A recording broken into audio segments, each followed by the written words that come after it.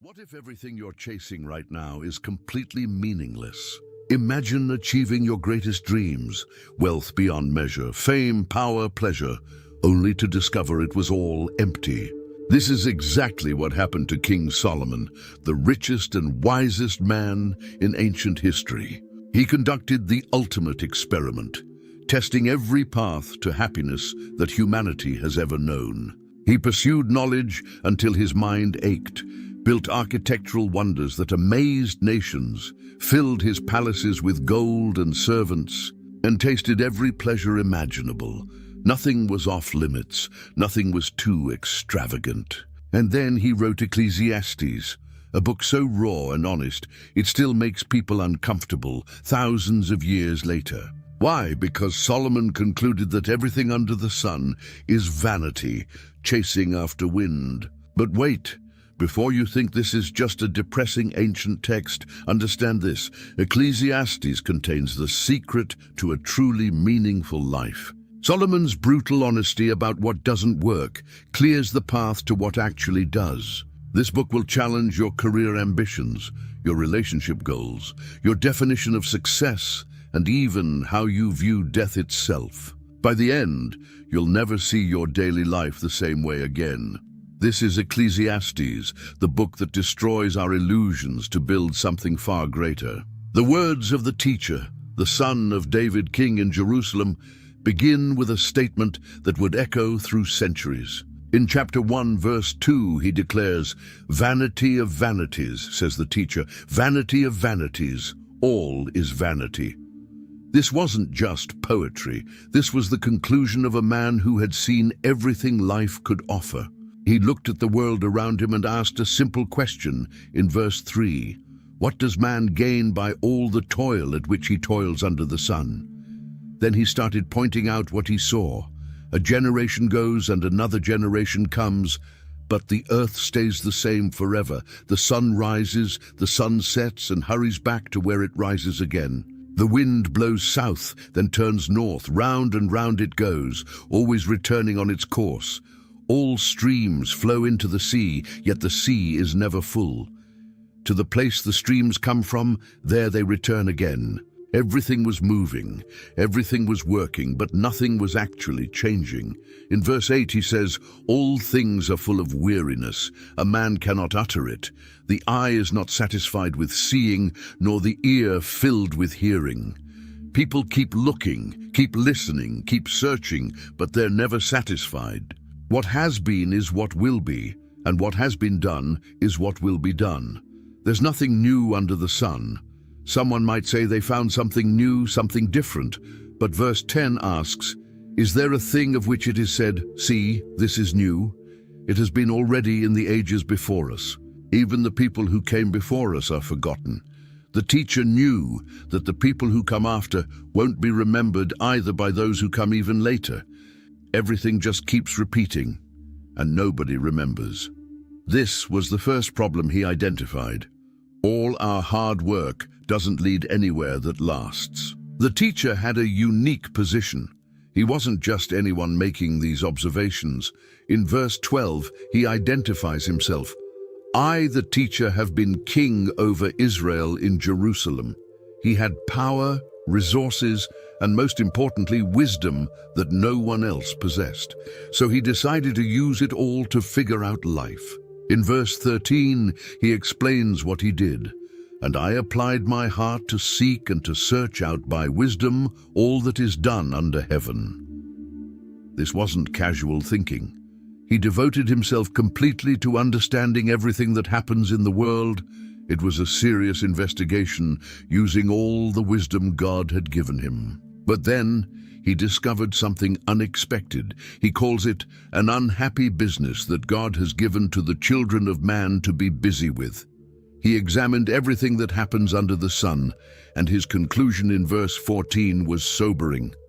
"Behold, all is vanity and a striving after wind." Imagine chasing wind.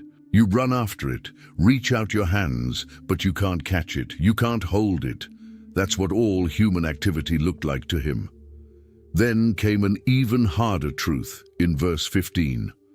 What is crooked cannot be made straight, and what is lacking cannot be counted. Some things in life are just broken, and you can't fix them no matter how smart you are. Some things are missing, and you can't make them appear. Wisdom showed him the limits of what humans can do, but he didn't stop there. In verse 16 he says, "I said in my heart, I have acquired great wisdom, surpassing all who were over Jerusalem before me, and my heart has had great experience of wisdom and knowledge." He had more wisdom than anyone. If anyone could find answers, it was him. Verse 17 continues, "And I applied my heart to know wisdom, and to know madness and folly. I perceived that this also is but a striving after wind."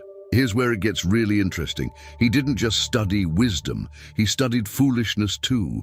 He wanted to understand both sides completely, and his discovery, even that was like chasing wind. The final blow comes in verse 18, "For in much wisdom is much vexation, and he who increases knowledge increases sorrow." The smarter you get, the more problems you see. The more you understand, the more pain you feel. Wisdom itself brought its own kind of suffering. If wisdom led to sorrow, maybe pleasure was the answer.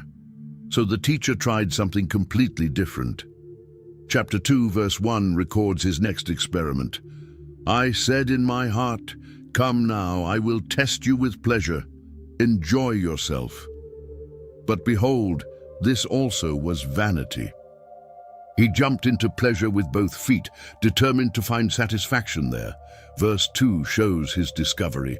"I said of laughter, it is mad, and of pleasure, what use is it?" Laughter felt crazy, empty. Pleasure didn't seem to accomplish anything real, but he didn't give up easily.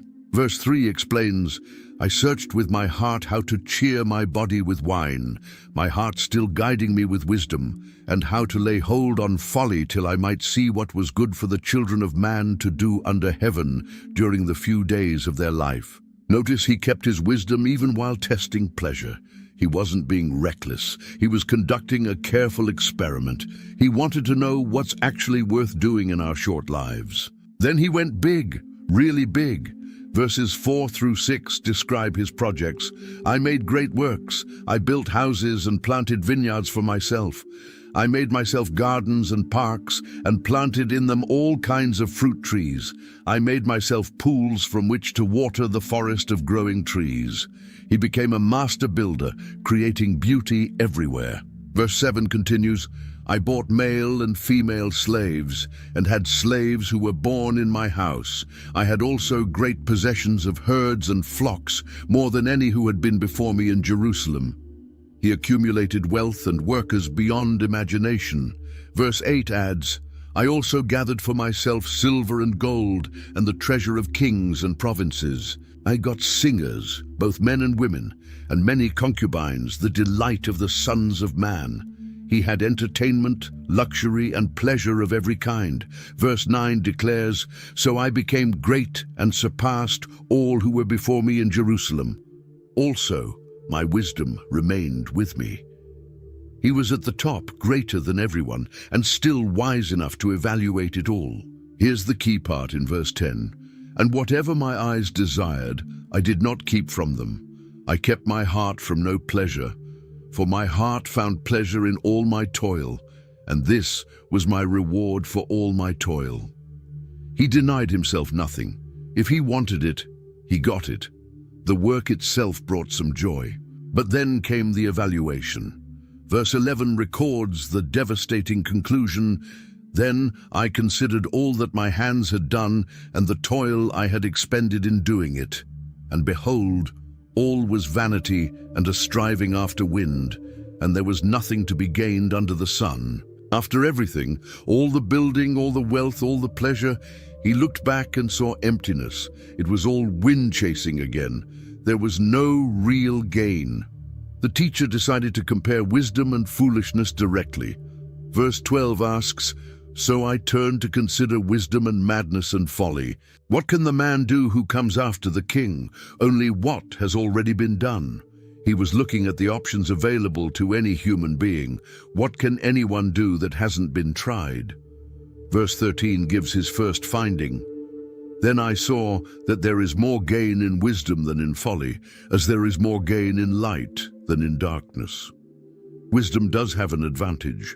It's like the difference between light and darkness, obvious and real. Verse 14 explains, the wise person has his eyes in his head, but the fool walks in darkness. A wise person can see where they're going. A fool stumbles around blind. That's a real difference, a real advantage. Wisdom helps you navigate life better than foolishness. You make better decisions, avoid obvious traps, understand what's happening around you. But then comes the word that changes everything.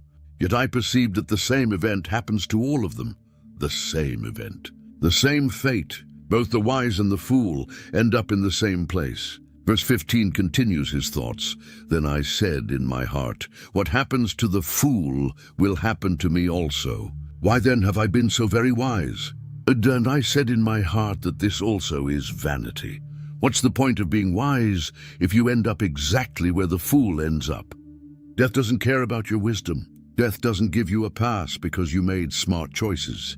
The wise person dies. The fool dies. Same destination. Verse 16 makes it worse.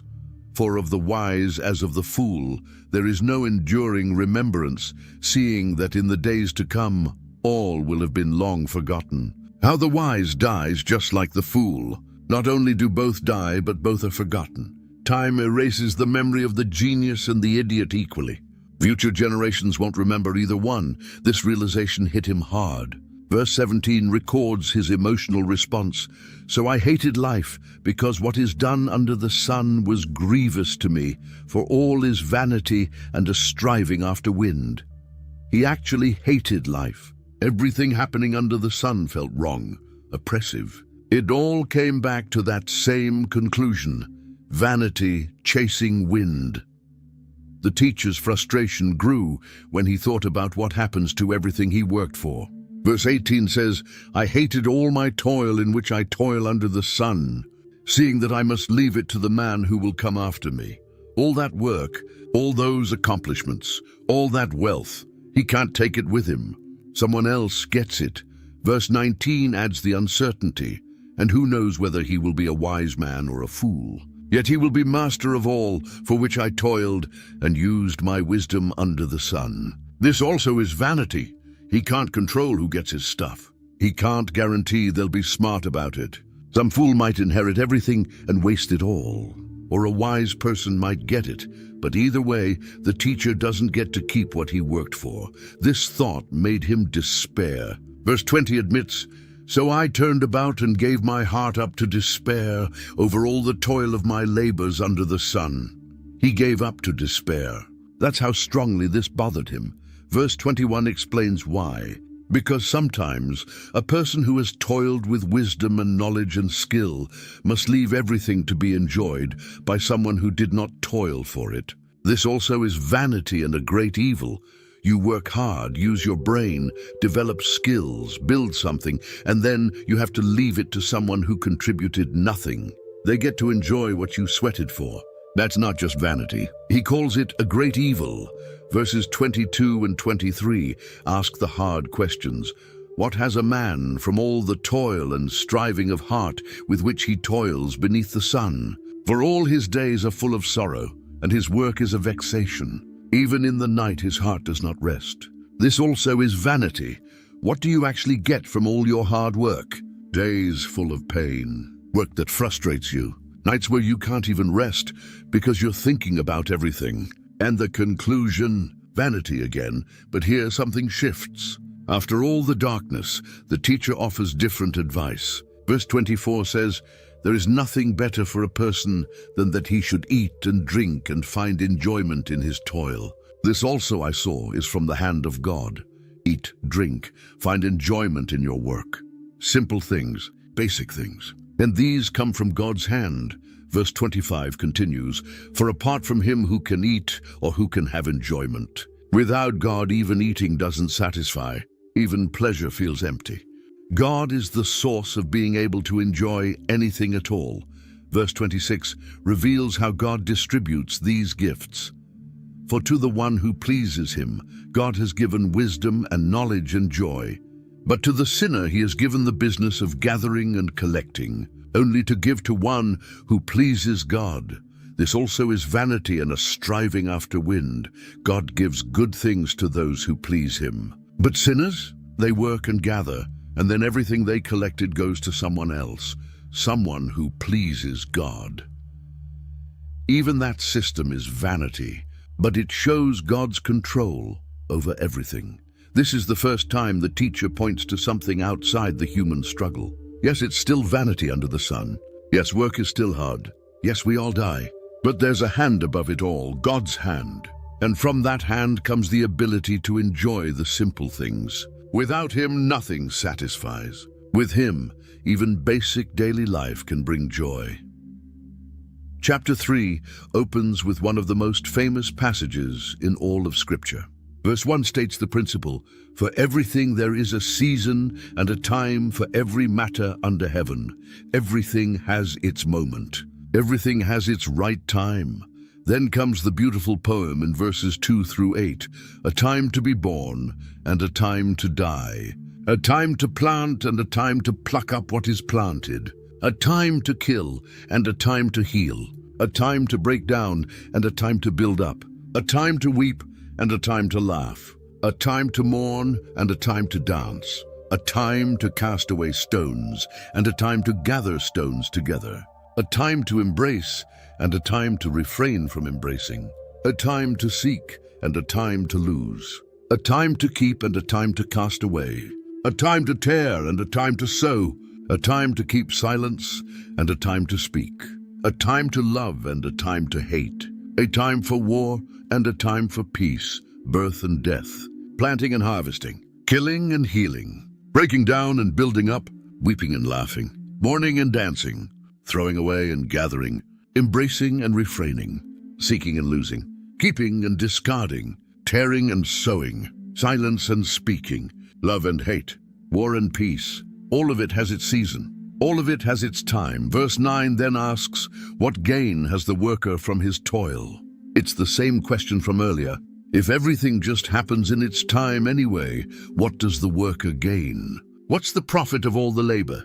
Verse 10 gives the observation, I have seen the business that God has given to the children of man to be busy with. God gave humans this task, this business of living through all these times and seasons. Verse 11 reveals something important. He has made everything beautiful in its time. Also, he has put eternity into man's heart, yet so that he cannot find out what God has done from the beginning to the end. God makes everything beautiful in its proper time. There's an order to it, a rightness to it. But here's the mystery. God put eternity in our hearts. We have this sense of forever, this awareness of something beyond the moment. Yet we can't figure out God's complete plan. We can't see from beginning to end. We're stuck in time, aware of eternity, but unable to grasp the whole picture. Verse 12 draws a conclusion from this situation. I perceived that there is nothing better for them than to be joyful and to do good as long as they live. Since we can't understand everything, since we can't see the whole plan, the best thing is to be joyful and do good while we're alive. Verse 13 adds, also that everyone should eat and drink and take pleasure in all his toil. This is God's gift to man.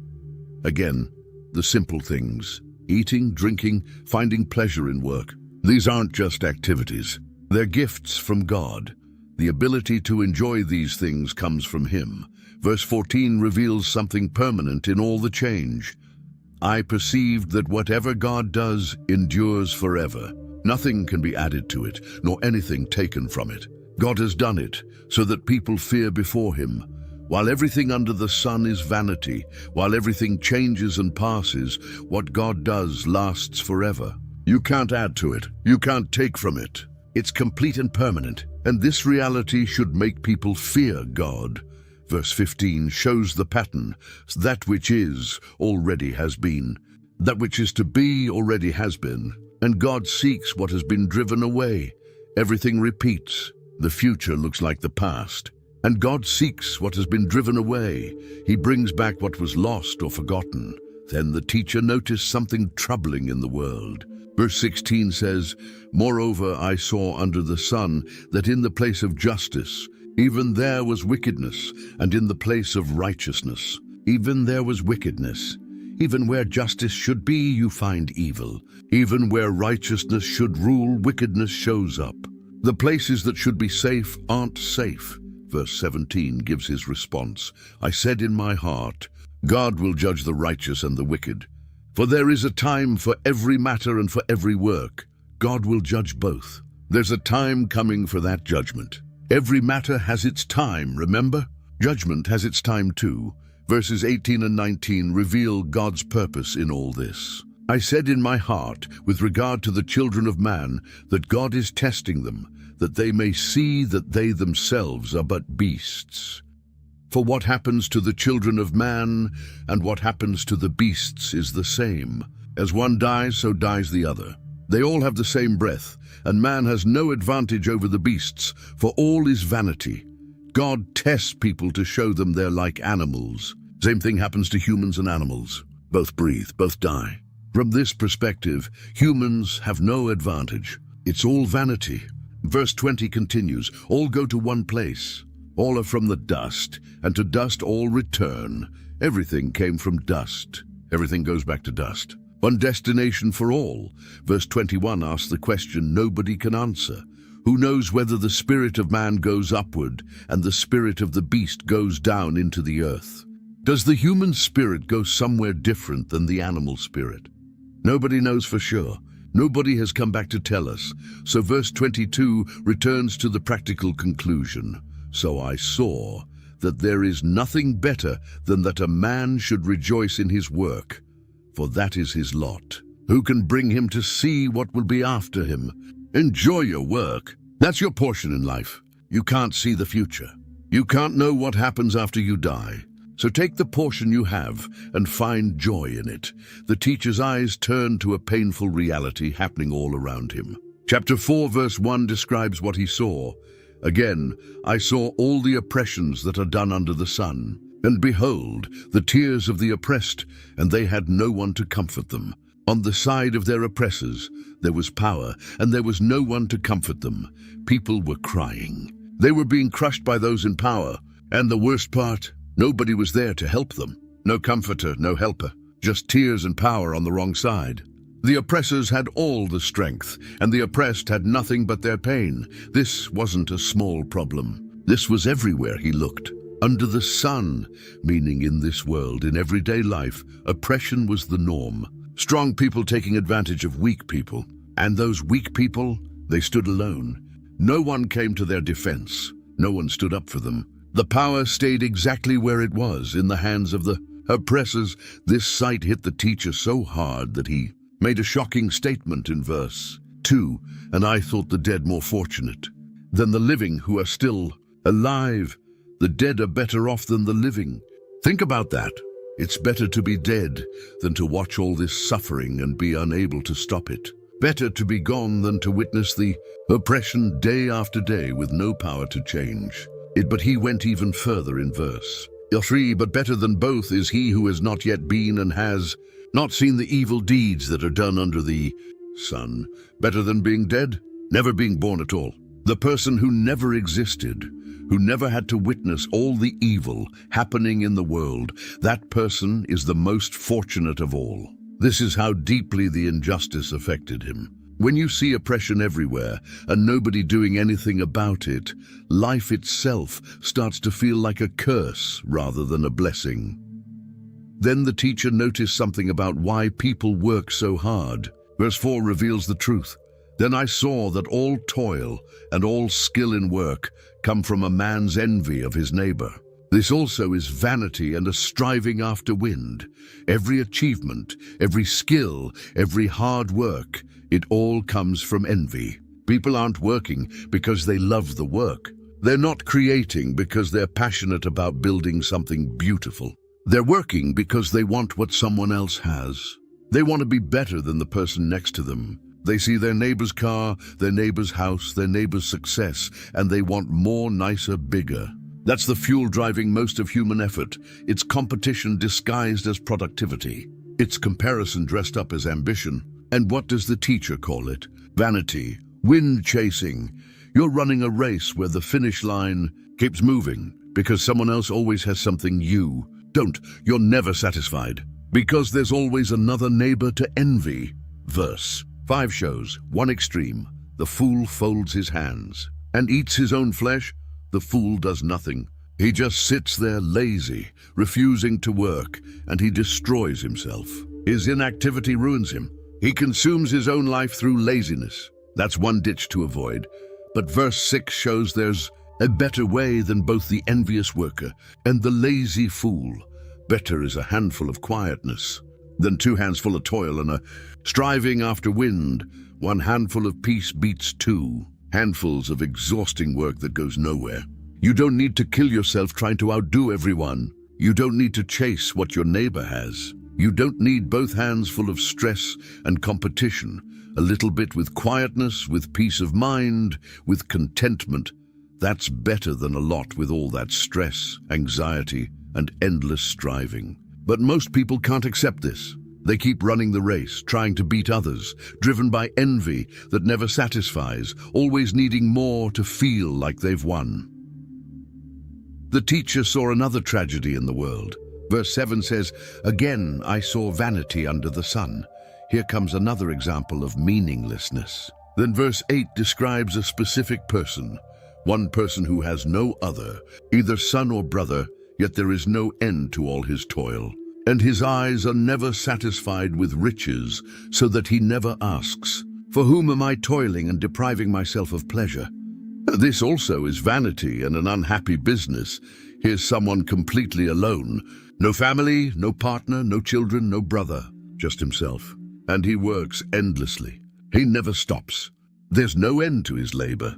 He keeps accumulating wealth, but his eyes are never satisfied with riches. He always wants more. He always needs the next thing. And here's what's tragic. He never stops to ask the obvious question. For whom am I toiling and depriving myself of pleasure? Who are you working for? You have no family to provide for, no children to leave an inheritance to, no partner to build a life with. So why are you killing yourself? Why are you denying yourself joy? Who benefits from all this? He doesn't ask, because asking would reveal the emptiness of it all. He just keeps his head down and works. It's vanity and an unhappy business, a miserable way to live. But then the teacher explains the alternative. Verse 9 states, 2 are better than 1 because they have a good reward for their toil. Working together is better than working alone. You actually get more out of it. The return is better. Life is better. Verse 10 gives a practical example. For if they fall, one will lift up his fellow. But woe to him who is alone when he falls and has not another to lift him up. When you fall, and everyone falls at some point, having someone there to help you up is everything. They extend a hand. They pull you back to your feet. They get you going again. But being alone when you fall, that's terrible. You lie there with nobody to help, nobody to care. Nobody even notices you're down. You have to struggle back up by yourself, and sometimes you can't. Sometimes you just stay down. Verse 11 continues with another example. Again, if 2 lie together, they keep warm, but how can one keep warm alone? 2 people together can keep each other warm. They share heat. They comfort each other.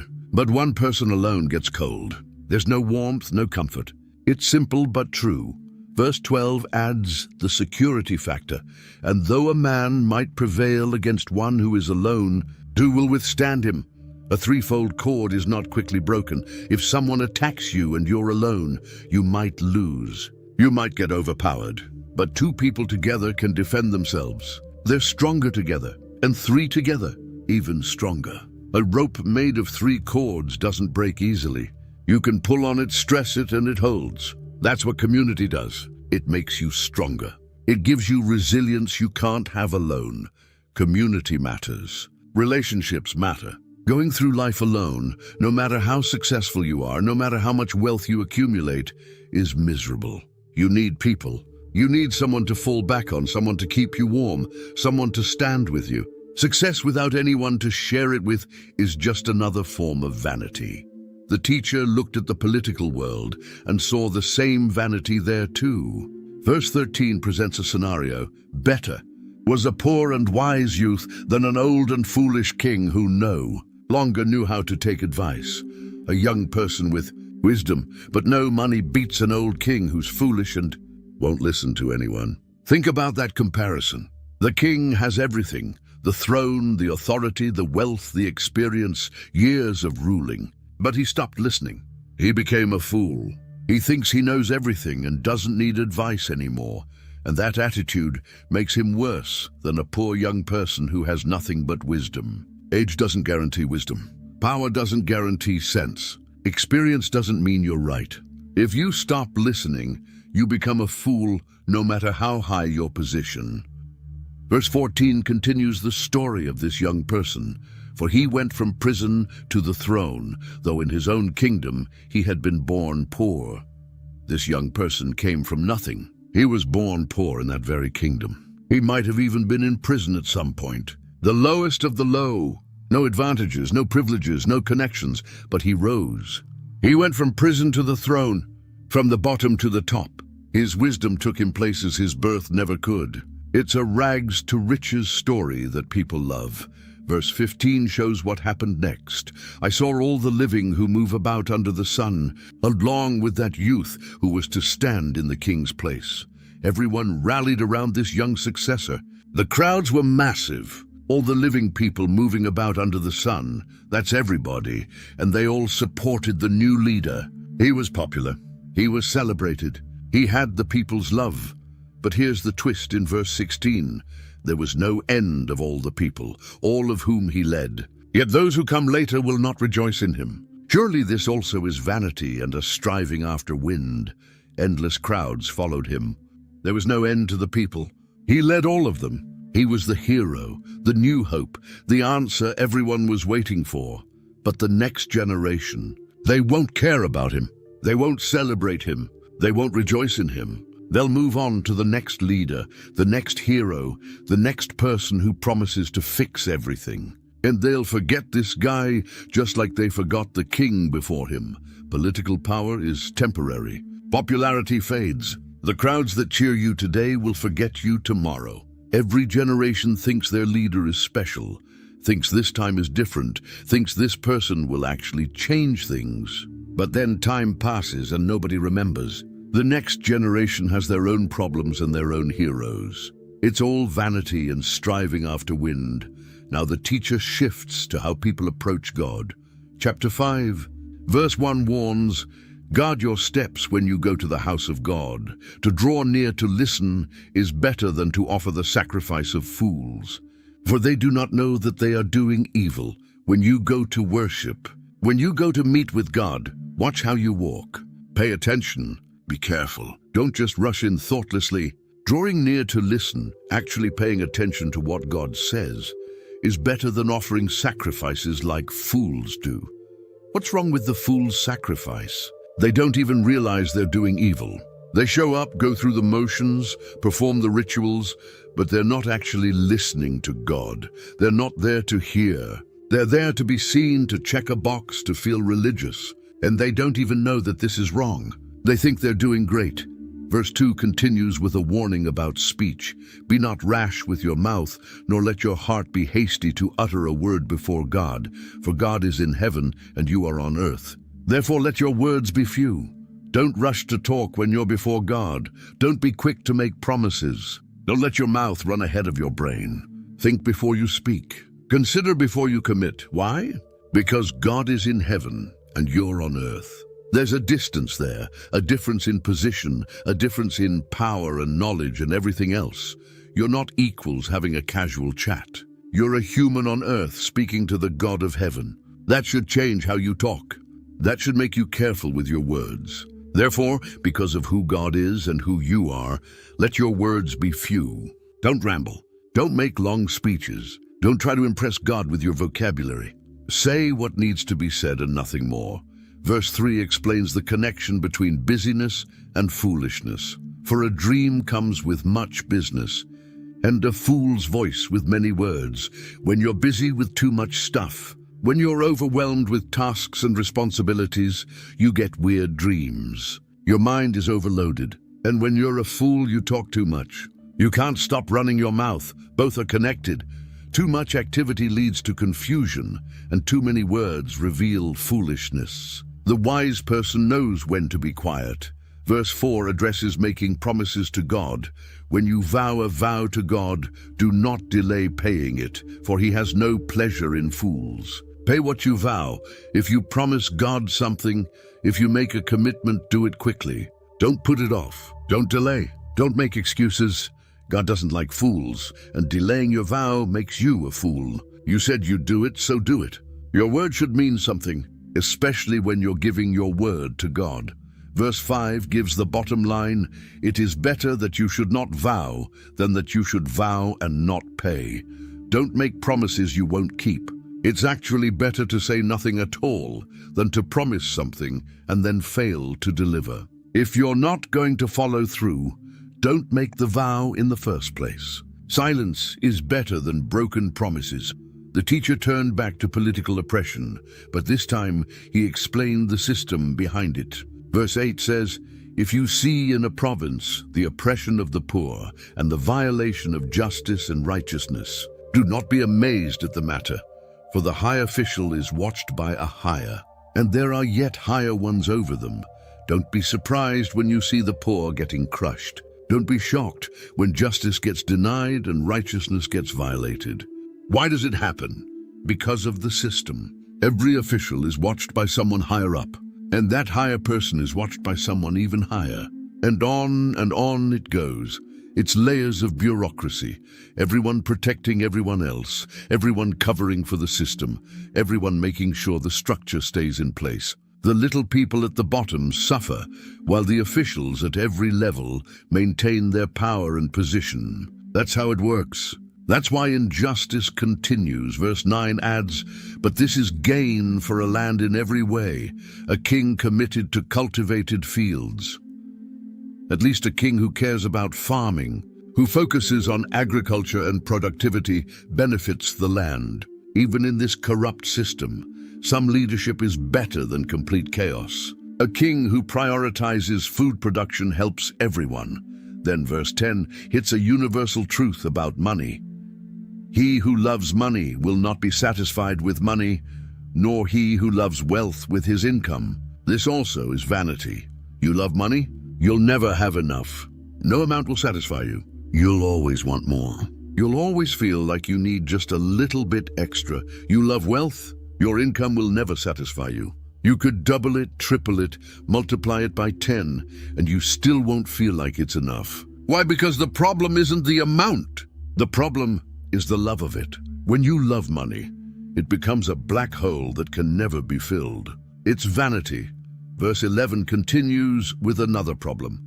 When goods increase, they increase who eat them, and what advantage has their owner but to see them with his eyes? Get more stuff, and more people show up to consume it. You get wealthier, and suddenly you need more workers, more servants, more staff. Family members come asking for help. Friends need loans. Expenses multiply. What do you actually get from all your increase? Just the sight of it. You get to look at all your stuff while everyone else uses it, eats it, takes it. Your advantage is just watching it happen. That's it. Verse 12 shows the irony of wealth. Sweet is the sleep of a laborer, whether he eats little or much, but the full stomach of the rich will not let him sleep. The worker sleeps great. It doesn't matter if he ate a small meal or a big one. He worked hard, he's tired, he sleeps soundly. He's satisfied, but the rich person, he can't sleep. He's too full. He's too worried. He's thinking about his wealth, his investments, his problems. He's stressed about protecting what he has. His abundance actually prevents him from resting. Having more doesn't mean sleeping better. Often it means the opposite. The teacher witnessed something that bothered him deeply. Verse 13 describes it. There is a grievous evil that I have seen under the sun.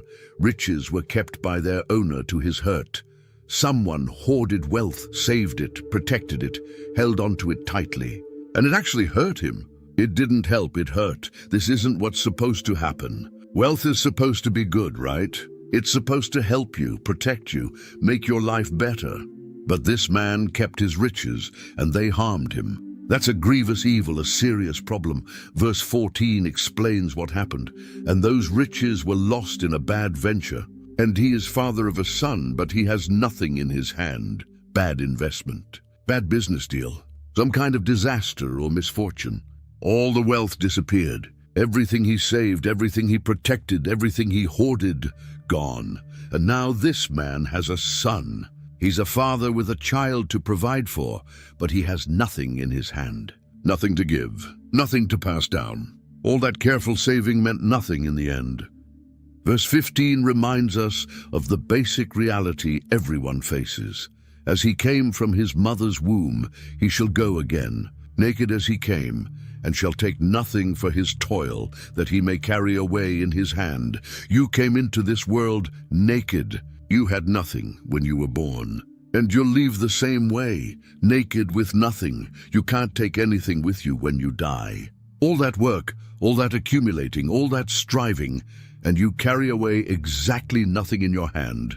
Empty-handed in, empty-handed out. Verse 16 calls this out directly. This also is a grievous evil. Just as he came, so shall he go, and what gain is there to him who toils for the wind? It's a serious evil, a fundamental problem with how we live. You arrive with nothing, you leave with nothing. So what did you actually gain by chasing wind? What was the point of all that work if you can't keep any of it? Verse 17 describes the quality of life this person had while he was here. Moreover, all his days he eats in darkness, in much vexation and sickness and anger. Look at how he lived. He spent his whole life eating in darkness. Not just literal darkness, but a dark life. A life without joy, without light, without happiness. Much vexation, constant frustration. Sickness, physical problems, maybe caused by stress. Anger, always upset, always mad about something. That's what the pursuit of wealth gave him. Not joy, not peace, not satisfaction. Just frustration, illness, and rage. That was his life.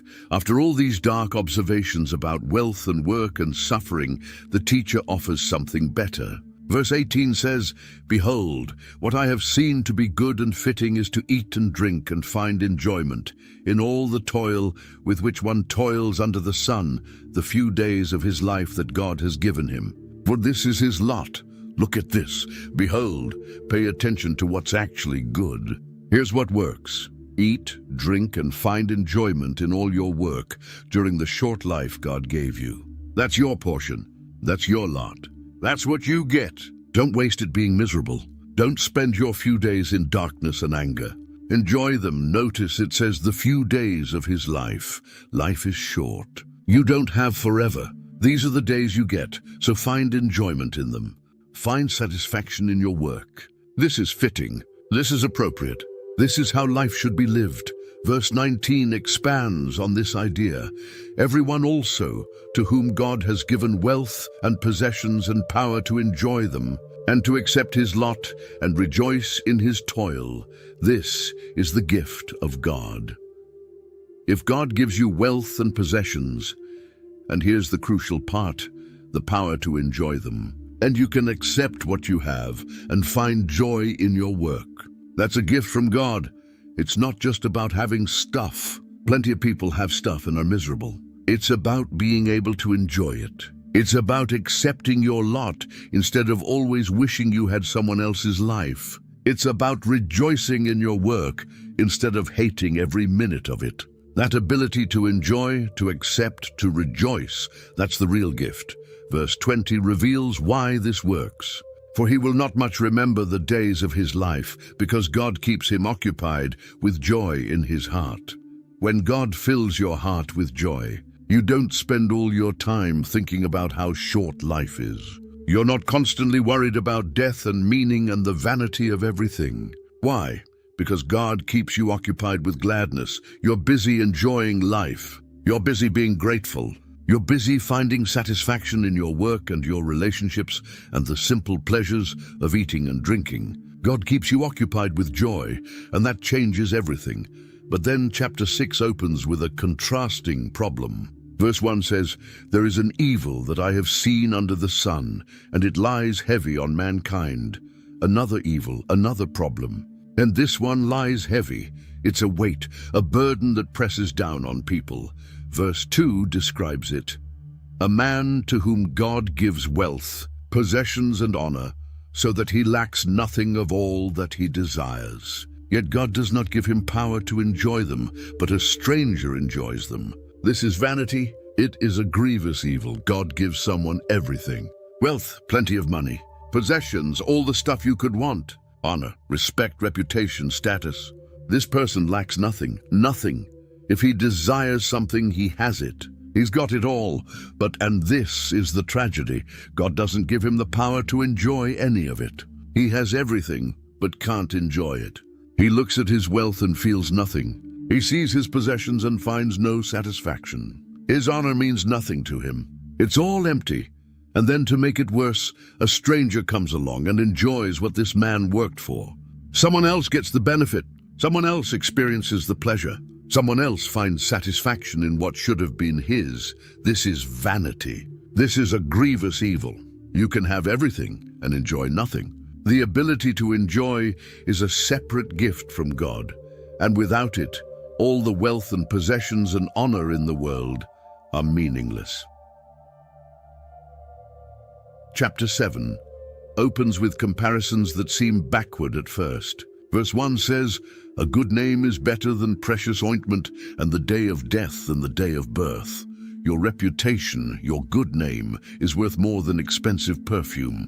And strangely, the day you die is better than the day you were born. Why would death be better than birth? Because at birth everything is unknown. You don't know what kind of life awaits you. But at death, if you lived well, your good name remains. People remember you well. The story is complete. Verse 2 continues this unusual wisdom. "It is better to go to the house of mourning than to go to the house of feasting, for this is the end of all mankind, and the living will lay it to heart." Better to go to a funeral than a party. Why? Because a funeral reminds you that everyone dies. That's the end waiting for all of us. And when you remember that, when you really take it to heart, it changes how you live. Verse 3 says, "Sorrow is better than laughter, for by sadness of face the heart is made glad." Sorrow is better than laughter. A sad face actually makes the heart better. When you face serious things, when you deal with real emotions, your heart grows. Laughter can be shallow. Sorrow goes deep. Verse 4 shows where wise and foolish people put their attention. The heart of the wise is in the house of mourning, but the heart of fools is in the house of mirth. Wise people think about serious things. They go to funerals. They consider death and meaning. Fools just want to party. They want to laugh and forget. They avoid anything heavy. Verse 5 makes another comparison. "It is better for a man to hear the rebuke of the wise than to hear the song of fools." Someone wise correcting you is better than fools singing to you. Correction helps you grow. Flattery from fools means nothing. Verse 6 explains why. "For as the crackling of thorns under a pot, so is the laughter of the fools." This also is vanity. When you burn thorns under a cooking pot, they crackle loudly but produce little heat. They're all noise, no substance. That's what the laughter of fools is like. Loud, empty, meaningless. It's vanity. Verse 7 warns about what can corrupt even a wise person. "Surely oppression drives the wise into madness, and a bribe corrupts the heart." When a wise person starts oppressing others or taking bribes, they go crazy. They lose their wisdom. Corruption destroys what made them wise in the first place. Verse 8 talks about patience. "Better is the end of a thing than its beginning, and the patient in spirit is better than the proud in spirit." The end of something is better than the beginning because you can see the results. You know how it turned out, and being patient is better than being proud. Proud people rush. Patient people wait and see. Verse 9 warns against quick anger. "Be not quick in your spirit to become angry, for anger lodges in the heart of fools." Don't be easily provoked. Don't let anger take over quickly. Why? Because anger lives in the heart of fools. That's where it makes its home. Wise people control their temper. Verse 10 addresses nostalgia. Say not, why were the former days better than these? But for it is not from wisdom that you ask this. Don't sit around saying the old days were better. Don't romanticize the past. That question doesn't come from wisdom. It comes from forgetting that every time period has its problems. Verse 11 shows the value of wisdom. Wisdom is good with an inheritance, an advantage to those who see the sun. Wisdom is good, especially when combined with an inheritance. It benefits everyone who lives. Verse 12 continues, for the protection of wisdom is like the protection of money, and the advantage of knowledge is that wisdom preserves the life of him who has it. Wisdom protects you like money does, but wisdom has an advantage. It actually preserves your life. Verse 13 calls for reflection on God's work. Consider the work of God. Who can make straight what he has made crooked? Look at what God does. If God made something crooked, can you straighten it? No, you can't fix what God designed a certain way. Verse 14 gives instructions for good times and bad. In the day of prosperity be joyful, and in the day of adversity consider. God has made the one as well as the other, so that man may not find out anything that will be after him. When things are good, be happy, enjoy it. When things are bad, stop and think. Why? Because God made both days, the good and the bad. He arranged it so you can't predict what comes next. Verse 15 shares what the teacher observed. In my vain life I have seen everything. There is a righteous man who perishes in his righteousness, and there is a wicked man who prolongs his life in his evil doing. In his meaningless days he saw everything. Righteous people dying young despite their goodness. Wicked people living long despite their evil. Life isn't fair. Verse 16 warns against extremes. Be not overly righteous, and do not make yourself too wise. Why should you destroy yourself? Don't try to be super righteous. Don't try to be extremely wise. You'll destroy yourself with the pressure and the pride. Verse 17 warns the other direction. Be not overly wicked, neither be a fool. Why should you die before your time? Don't be extremely wicked either. Don't be a fool. That'll kill you early. Verse 18 gives the balanced approach. It is good that you should take hold of this, and from that withhold not your hand, for the one who fears God shall come forth from both of them. Grab onto both warnings. Don't let go of either. Fear God, and you'll navigate both extremes successfully. Verse 19 shows wisdom's power. Wisdom gives strength to the wise man more than 10 rulers who are in a city.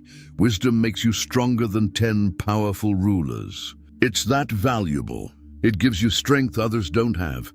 Verse 20 states a hard truth. Surely there is not a righteous man on earth who does good and never sins. Not one righteous person exists who always does good and never sins. Nobody's perfect. Everyone messes up. Verse 21 gives practical advice. Do not take to heart all the things that people say, lest you hear your servant cursing you. Don't pay attention to everything people say about you. Don't take it all seriously. Why? Because you might hear your own servant talking bad about you, and it'll hurt.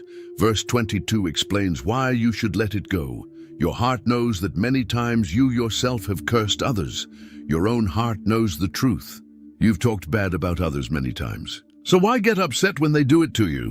Verse 23 begins a new search. All this I have tested by wisdom. I said, I will be wise, but it was far from me. The teacher tested everything using wisdom. He decided he would become truly wise, but it stayed far from him. He couldn't quite reach it. Verse 24 admits the difficulty. That which has been is far off and deep, very deep. Who can find it out? Whatever exists, whatever truth is out there, it's far away. It's deep, really deep. Who can actually discover it? Who can figure it all out? Verse 25 describes his investigation.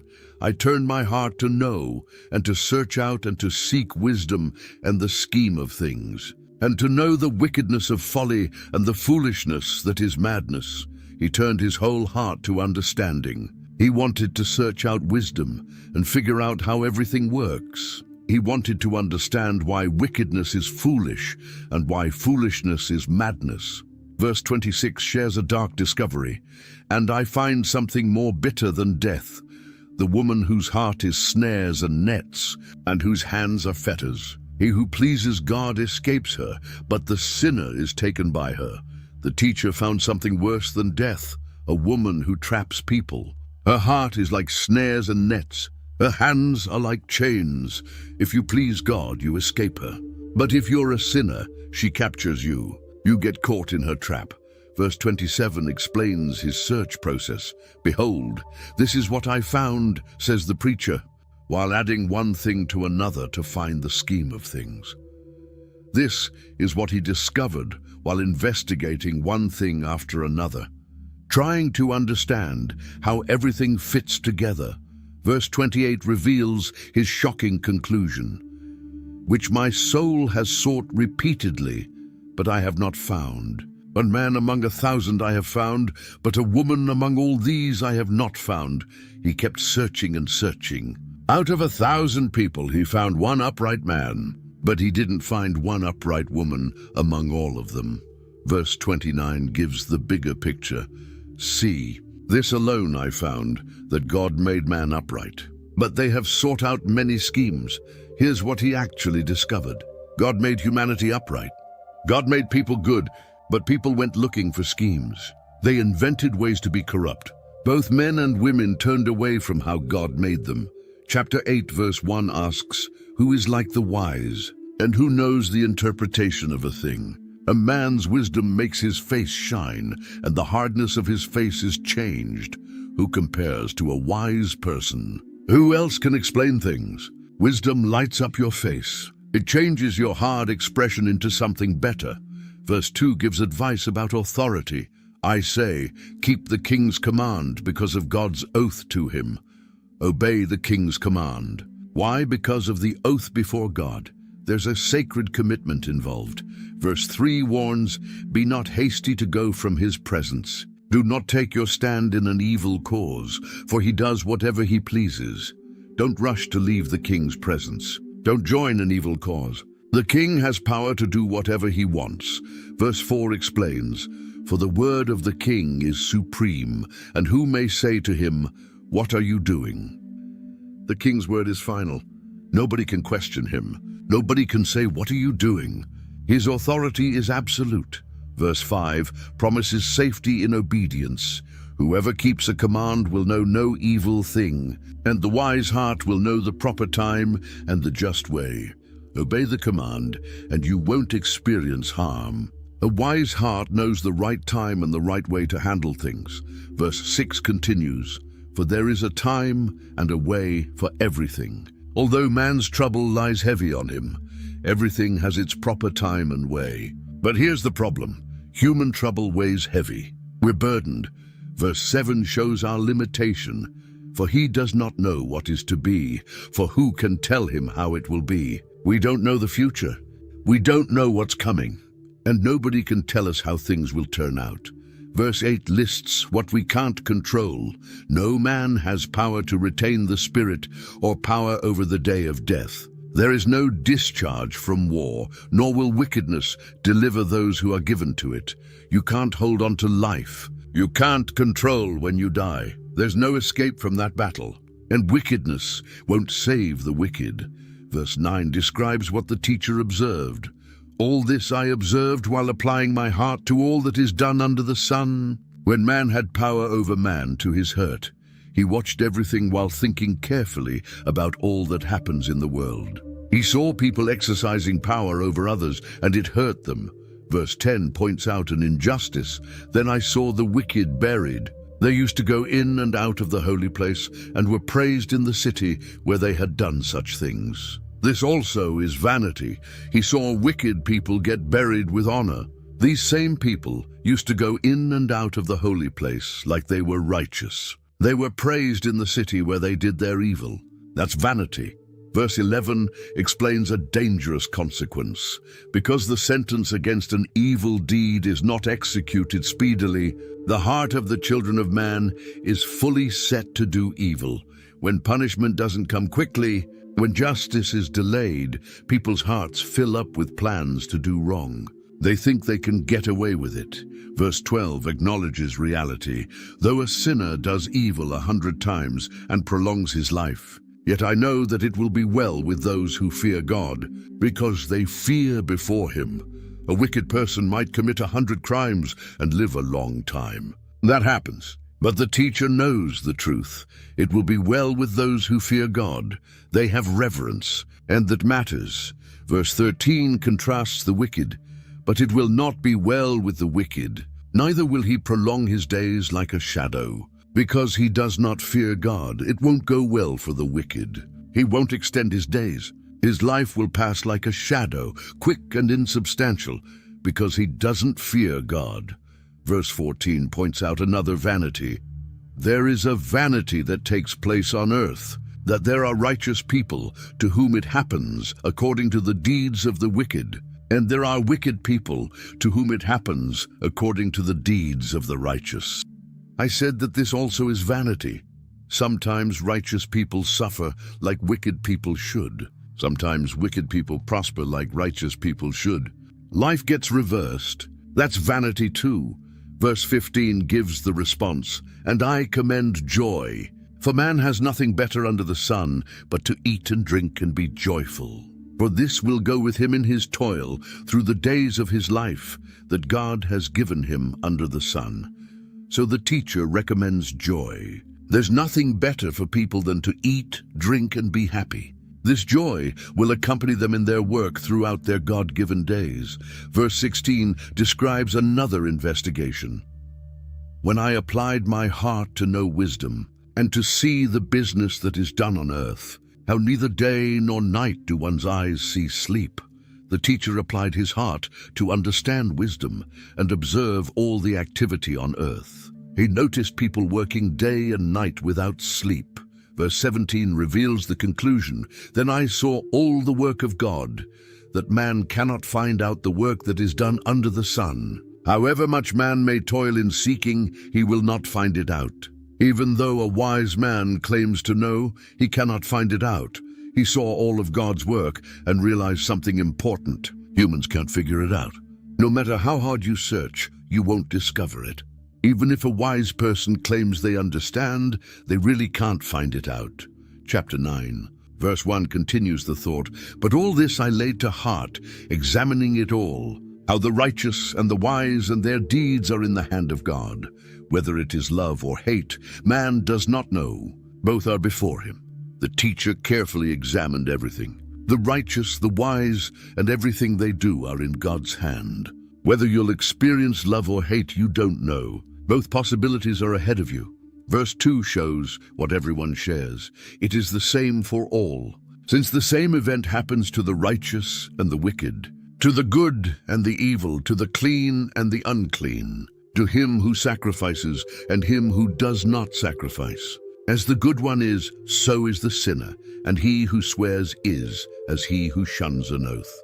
The same thing happens to everyone. Righteous and wicked, good and evil, clean and unclean, religious and non-religious, they all face the same events. The good person and the sinner end up the same. The one who makes oaths and the one who avoids them both face the same fate. Verse 3 calls this an evil.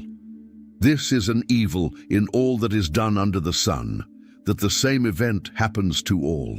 Also, the hearts of the children of man are full of evil, and madness is in their hearts while they live. And after that, they go to the dead. This is the evil in everything under the sun. The same event happens to everyone. And people's hearts are full of evil. Madness lives in their hearts while they're alive. And then they die. Chapter 10 begins with a vivid image. Verse 1 says, dead flies make the perfumer's ointment give off a stinking odor. So a little folly outweighs wisdom and honor. Picture expensive perfume, carefully crafted, smelling beautiful. Then a few dead flies fall in. The whole thing stinks. That's what foolishness does. Just a little bit of folly ruins wisdom and honor completely. Verse 2 shows the difference between wise and foolish thinking. A wise man's heart inclines him to the right, but a fool's heart to the left. The wise person's heart pulls them toward what's right. The fool's heart pulls them the wrong direction. Verse 3 reveals how obvious foolishness is. Even when the fool walks on the road, he lacks sense, and he says to everyone that he is a fool. A fool can't hide it. Even just walking down the street, he shows his lack of sense. He tells everyone without meaning to that he's a fool. It's that obvious. Verse 4 gives advice for dealing with angry rulers. If the anger of the ruler rises against you, do not leave your place, for calmness will lay great offenses to rest. If the ruler gets mad at you, don't quit. Don't abandon your position. Stay calm. Why? Because calmness can settle even big offenses. Staying composed fixes what panic would make worse. Verse 5 introduces an evil the teacher witnessed. There is an evil that I have seen under the sun, as it were an error proceeding from the ruler. He saw something wrong, a mistake coming from those in charge. Verse 6 describes it. Folly is set in many high places, and the rich sit in a low place. Foolish people get promoted to high positions. Rich people, presumably capable people, sit in low positions. Everything's backward. Verse 7 continues, I have seen slaves on horses and princes walking on the ground like slaves. Servants riding horses while princes walk on foot like servants. The world turned upside down. People in positions they shouldn't have, while those who should lead are treated like nothing. Verse 8 lists dangers in work. He who digs a pit will fall into it, and a serpent will bite him who breaks through a wall. Dig a pit for someone else, and you might fall in yourself. Break through a wall, and a snake might bite you. Actions have risks. Things backfire. Verse 9 continues, he who quarries stones is hurt by them, and he who splits logs is endangered by them. Cut stones from a quarry, and you might get injured. Split logs, and you're in danger. Even normal work carries risk. You can get hurt doing everyday tasks. Verse 10 talks about working smart. If the iron is blunt, and one does not sharpen the edge, he must use more strength. But wisdom helps one to succeed. If your axe is dull, and you don't sharpen it, you have to work way harder. But wisdom helps you succeed. Wisdom says, sharpen the tool. Make the work easier. Verse 11 gives another example. If the serpent bites before it is charmed, there is no advantage to the charmer. If the snake bites before you charm it, what good is being a snake charmer? Timing matters. Skills don't help if you use them too late. Verse 12 contrasts wise and foolish speech. The words of a wise man's mouth win him favor, but the lips of a fool consume him. Wise words bring favor. People like you, people listen, but a fool's lips destroy him. His own words eat him up. Verse 13 describes how fools talk. The beginning of the words of his mouth is foolishness, and the end of his talk is evil madness. A fool starts talking foolishly, but by the end, it's turned into wicked madness. It gets worse as he keeps going. Verse 14 shows another problem with fools. A fool multiplies words, though no man knows what is to be, and who can tell him what will be after him. Fools talk and talk and talk. They multiply words endlessly. But here's the thing. Nobody knows the future. Nobody can tell you what will happen next. So why keep talking like you know? Verse 15 reveals a fool's basic incompetence. The toil of a fool wearies him, for he does not know the way to the city. A fool gets tired from his work, and he doesn't even know how to get to town. He can't find his way to the most basic destination. That's how lost he is. Verse 16 pronounces judgment on poor leadership. Woe to you, O land, when your king is a child and your princes feast in the morning. Trouble comes to a land when the king is immature and the leaders party in the morning. They should be working, leading, but they're eating and drinking early in the day. Verse 17 shows the opposite. Happy are you, O land, when your king is the son of the nobility, and your princes feast at the proper time for strength and not for drunkenness. Blessed is the land with a king of noble character. When the leaders eat at the right time for strength, not to get drunk, things go well. Verse 18 describes what laziness does to a house. Through sloth, the roof sinks in, and through indolence, the house leaks. Be lazy, and the roof caves in. Be idle, and the house starts leaking. Things fall apart when you don't maintain them. Verse 19 acknowledges why people party. Bread is made for laughter, and wine gladdens life, and money answers everything. Food brings laughter. Wine makes life happy. And money? Money seems to solve everything. That's what people think. Verse 20 warns about cursing leaders. Even in your thoughts, do not curse the king, nor in your bedroom curse the rich. For a bird of the air will carry your voice, or some winged creature tell the matter. Don't curse the king even in your mind. Don't curse rich people even in your bedroom. Why? Because somehow, some way, your words will get back to them. A bird might carry your voice. Things have a way of getting out. Chapter 11 opens with bold advice. Verse 1 says, "Cast your bread upon the waters, for you will find it after many days. Throw your bread on the water." It seems wasteful, right? But you'll find it again after many days. Take risks. Be generous. It'll come back to you. Verse 2 encourages spreading your investments. Give a portion to 7 or even to 8, for you know not what disaster may happen on earth. Give portions to 7 people or even 8. Diversify. Why? Because you don't know what disaster might come. Don't put everything in one place. Verse 3 states simple facts about nature. If the clouds are full of rain, they empty themselves on the earth. And if a tree falls to the south or to the north, in the place where the tree falls, there it will lie. Clouds full of rain will pour. A tree falls and stays where it landed. Some things just happen. They're inevitable. Verse 4 warns against overthinking. He who observes the wind will not sow, and he who regards the clouds will not reap. If you're always watching the wind, waiting for perfect conditions, you'll never plant. If you're always looking at clouds, worried about rain, you'll never harvest. Stop waiting for perfect. Just act. Verse 5 reminds us of mystery. As you do not know the way the Spirit comes to the bones in the womb of a woman with child, so you do not know the work of God who makes everything. You don't know how life forms in the womb. You don't understand that mystery.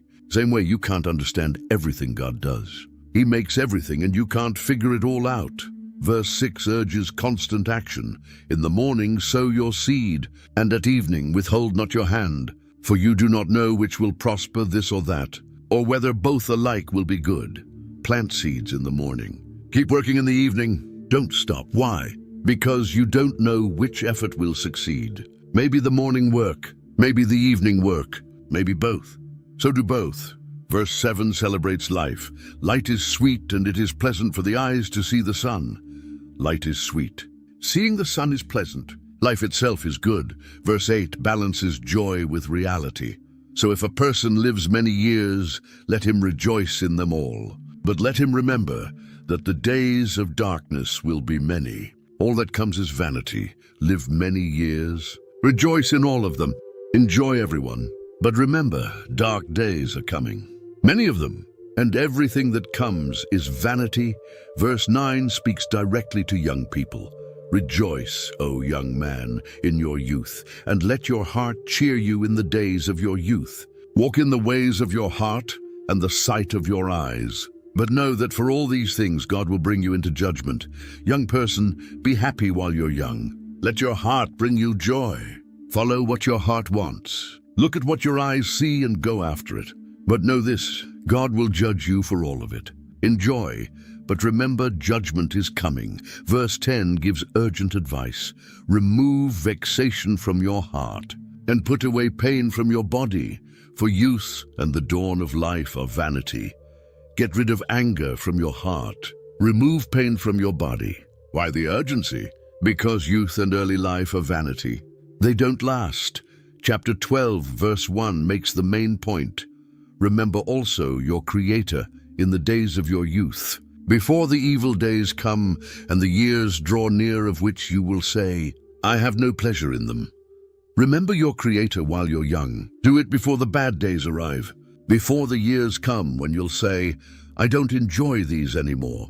Verse 2 describes aging poetically. Before the sun and the light and the moon and the stars are darkened, and the clouds return after the rain. Before everything goes dark for you. Before the sun, light, moon, and stars seem dim. Before clouds come back right after rain, meaning troubles keep coming without relief. Verse 3 paints a picture of old age. In the day when the keepers of the house tremble, and the strong men are bent, and the grinders cease because they are few, and those who look through the windows are dimmed, the keepers of the house tremble, your arms and hands shake. The strong men are bent, your legs can't stand straight anymore. The grinders cease, you lose your teeth. Those who look through the windows are dimmed, your eyes don't see well. Verse 4 continues, and the doors on the street are shut when the sound of the grinding is low, and one rises up at the sound of a bird, and all the daughters of song are brought low. You close yourself off from the street. The sound of grinding, of eating, of daily activity gets quiet. You wake up at the slightest sound, like a bird chirping. Music doesn't sound as sweet anymore.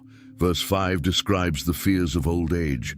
They are afraid also of what is high, and terrors are in the way. The almond tree blossoms. The grasshopper drags itself along, and desire fails because man is going to his eternal home, and the mourners go about the streets. Old people fear heights. They see dangers everywhere on the road. The almond tree blossoms, hair turns white. The grasshopper drags itself along. You walk slowly with difficulty. Desire fails. You don't want things anymore. Why? Because you're heading to your eternal home. And mourners are already walking the streets. Awaiting verse 6 gives final images before death. Before the silver cord is snapped, or the golden bowl is broken, or the pitcher is shattered at the fountain, or the wheel broken at the cistern. Before the silver cord snaps, your life connection breaks. Before the golden bowl breaks, something precious and beautiful shatters. Before the pitcher breaks at the fountain, you can't draw water anymore. Before the wheel breaks at the well, the system stops working. Verse 7 states what happens at death, and the dust returns to the earth as it was, and the spirit returns to God who gave it. Your body returns to dust, back to earth where it came from. Your spirit returns to God who gave it. That's the end. Verse 8 repeats the opening theme. Vanity of vanities, says the preacher. All is vanity, vanity of vanities. Everything is vanity. The teacher comes full circle back to where he started. Verse 9 describes the teacher's work. Besides being wise, the preacher also taught the people knowledge. Weighing and studying and arranging many proverbs with great care, the teacher wasn't just wise for himself. He taught people.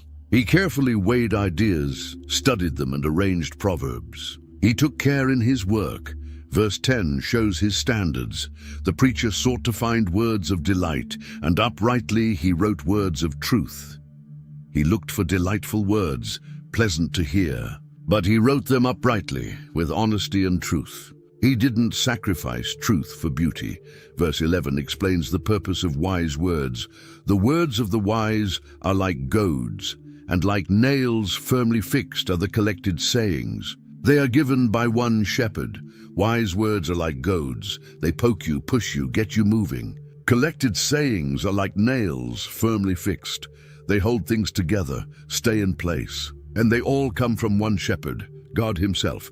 Verse 12 warns the reader, "My son, beware of anything beyond these. Of making many books there is no end, and much study is a weariness of the flesh." Be careful about going beyond this wisdom. People keep making books endlessly, and too much study wears out your body. You can read and study forever and never finish. Verse 13 gives the conclusion of everything. The end of the matter, all has been heard. Fear God and keep his commandments, for this is the whole duty of man. Here's the end. You've heard everything. Now here's what matters. Fear God, keep his commandments. That's the whole duty of humanity. That's what we're here for. Verse 14 explains why. For God will bring every deed into judgment, with every secret thing, whether good or evil. God will judge every deed, every single action, even secret things. Whether good or evil, everything gets judged. That's why fearing God and obeying him matters. Judgment is coming for everything. If this journey through Ecclesiastes opened your eyes to something new, hit that subscribe button so you don't miss our next biblical exploration. Share this video with someone who needs to hear that life under the sun isn't all there is. There's a God above the sun who gives everything meaning. Drop a comment below telling us which part of Ecclesiastes hit you the hardest. And remember, fear God and keep his commandments. That's not just the conclusion of this book, it's the foundation of a life that truly matters.